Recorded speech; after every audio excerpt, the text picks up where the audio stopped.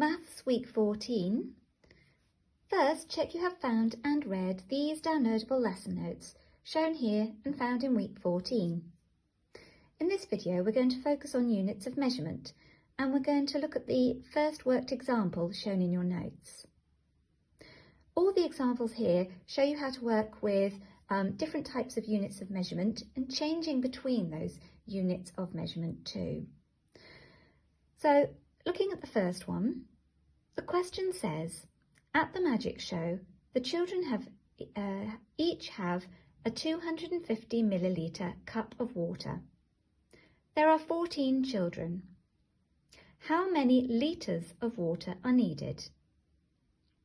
First of all, you might have noticed that in the information it says each child has 250 millilitres in the cup, but the question asks how many litres are needed.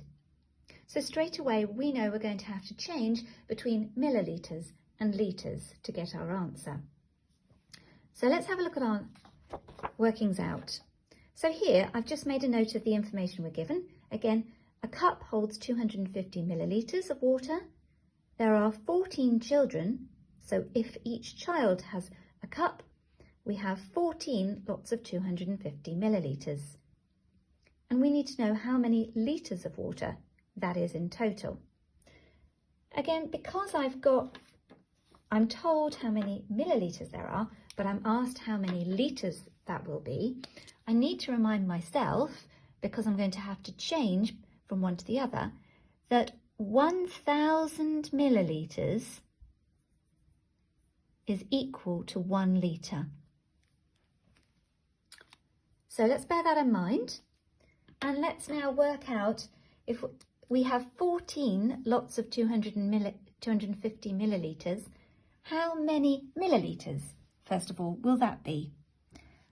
So we could work it out in your head. So you could say, if it's 14 lots, I can work out 10 lots of 250 millilitres by multiplying it by 10, and then 4 lots of 250 millilitres, and then add those two answers together.